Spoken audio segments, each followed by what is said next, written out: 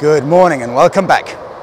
I'll start this video, just before I get into the plan, with a little quiz. Although I had this in my mind and I suddenly realized the title will give everything away.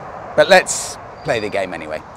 What country in Europe has more castles per square mile than any other?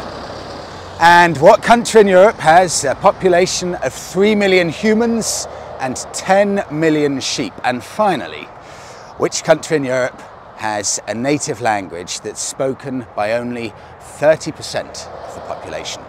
It's our beautiful neighbour, Wales. I've never filmed Wales for the channel, and I thought it's a perfect opportunity to take the Royal Enfield Classic 350 on what will be, I think, although I'm not 100% sure, by the end of the trip, around about 1,000-mile journey. Today, I'm doing 300 miles west, all the way to the far westerly coast of Wales, right on the edge of Snowdonia National Park.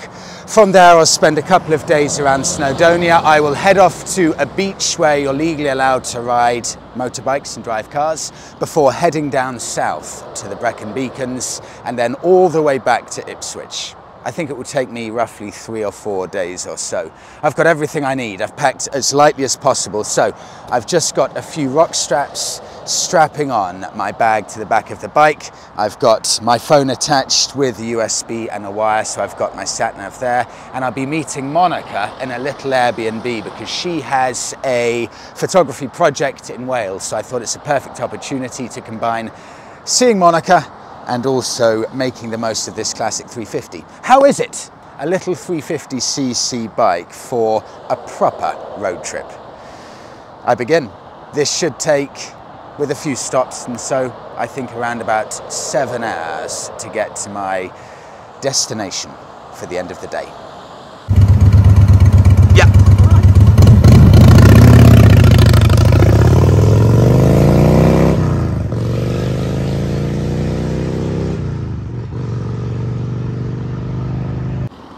That was brilliant. I had to get this in the video. I was just speaking to that lovely man with the Harley Davidson, and he pulled over and said, that's a beautiful Classic 350 there.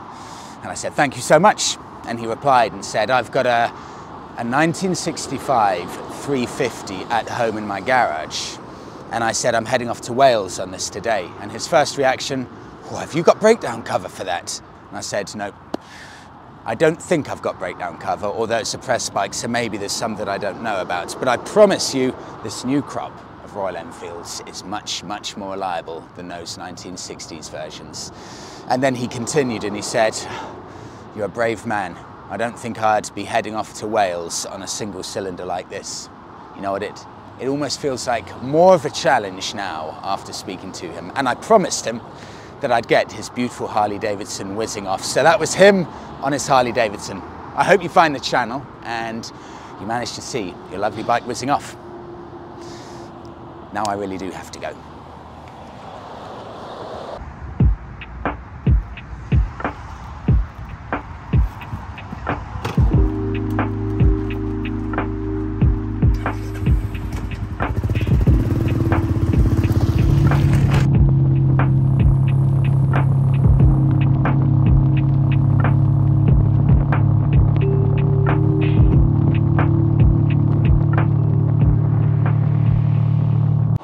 I'm 1 hour in, everything going perfectly.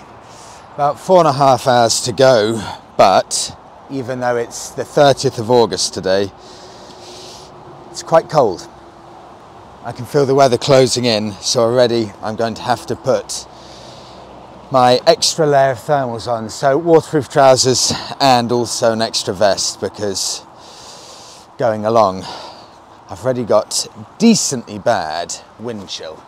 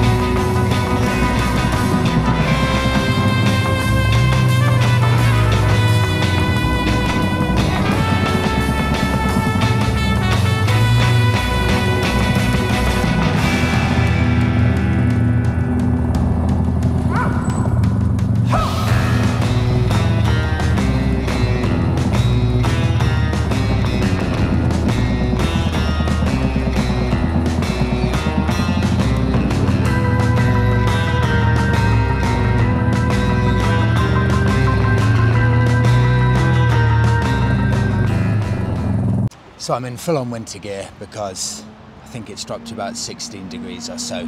Everything going brilliantly. The Royal Enfield Classic 350 has done a bit better than I thought because I've been almost redlining it the entire way just to stay between 65 to 70 miles an hour.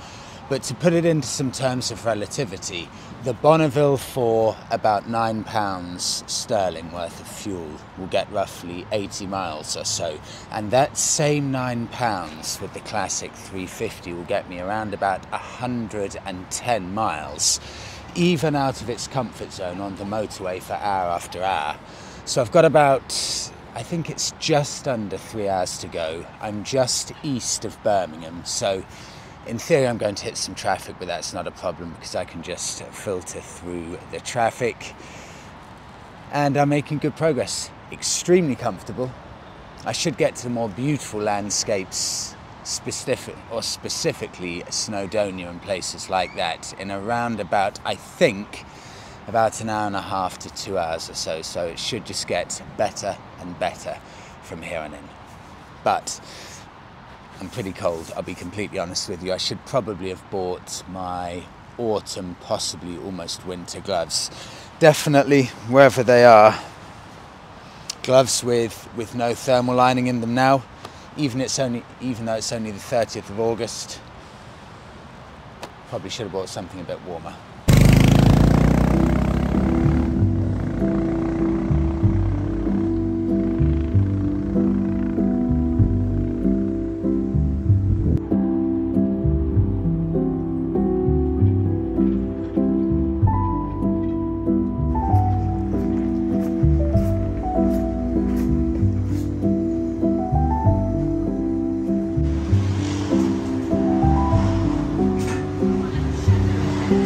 No thanks.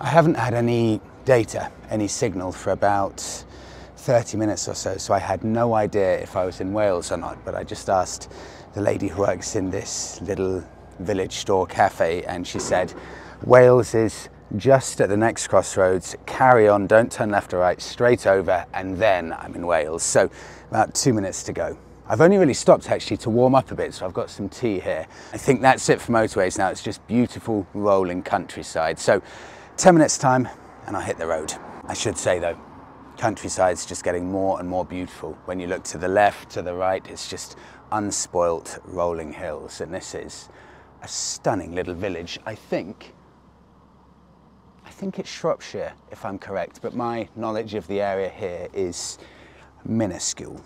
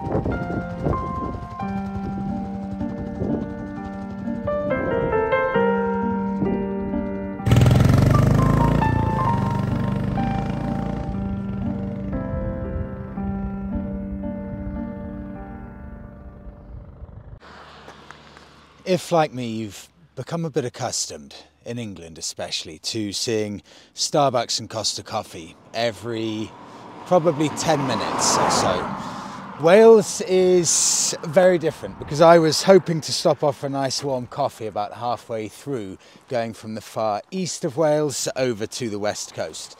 But I haven't seen any coffee shops of any branding at all. And also, a bit more worryingly, because I'm down to about 25 miles or so, I haven't seen any petrol stations. And I'm only 20 minutes now from my location, my end spot on the far west of Wales. So that is the entire width of the country, no coffee shops and no petrol stations, which is incredible. I've gone from lovely scenic rolling hills to spectacular scenery up in Snowdonia National Park, and what you can see in front of me is, to the best of my knowledge, the very last stretch of Snowdonia National Park. It really is spectacular. Actually, this view is very similar to one of my favourite views in Scotland from my trip a couple of months ago. You realise how sparsely populated Wales is. There's just no one around anywhere. It's really beautiful.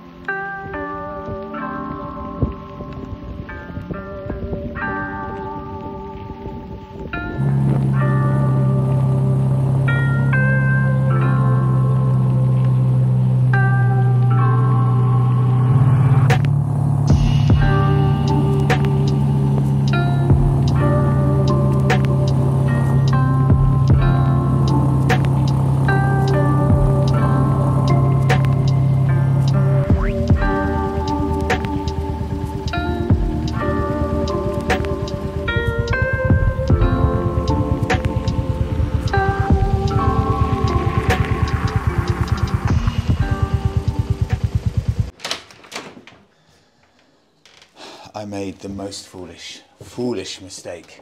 Monica booked the Airbnb and we were discussing a beach where you can ride a bike. So I thought Monica booked an Airbnb at the town where you can ride a bike on the beach. But I sent you the address, so you knew the address. Yeah, Monica sent me the address, but I thought, no need to actually type in the address. I know where the beach is. So I rode to the beach, started unpacking, thought, better just check where the actual Airbnb is. And it was 40 minutes away, nowhere near here. So I had to go all the way back the way I came, so I'm furious. It is 25 to 8. I had to do this apartment tour just before the sun sets because the weather is fairly decent outside and it may rain the next 2 days. So I want to show the view and the property before we go and make some dinner. So, lovely hallway. Downstairs all the way, I think it's been renovated. It's £100 a night, and this is, I haven't even looked at the bedroom and bathroom, absolutely beautiful. It's like a fort. Yeah, this is a Victorian building. Oh, is it Victorian building? Yes. Oh, it's stunning. Look out there. That side is the town side of the waterfront. So with the steep hills in the distance. Little bathroom, or shower room I should say. I think it must all have been done within a year, don't you? Yes, yes. Monica, well done. And a washing machine as well. And this is the special bit. I mean, it's all special, but here. Okay, so Monica said no follow-up questions about this, but she's got a spot here for moon spotting because I think it's a special moon tonight. Beautifully appointed kitchen. Let's just get all of this out of the way before we show the view. Everything set up here. Twin sofa set up for the TV, and it's almost like it's not the UK out there. That is a really beautiful view. Sandy beach, just with some kind of heath, and then down to the waterfront with, actually that's the best view there, with the sunset view. It's stunning. In fact, you'll see I parked the bike up right in front of the waterfront. It took me about 10 minutes to find this place as well. So last hour of me riding, constant struggle, but we've got this place for 3 days. We will show you some of the town because I didn't realise it was so beautiful. It's a really, really lovely area. So we'll wrap it up there. We'll get to work cooking a bit of food. Monica needs to do some moon spotting later. And thank you so much everyone for coming along. I'm sure I'll do at least 2 more videos from Wales. I'm delighted to be here. Thank you all. See you all in the next one.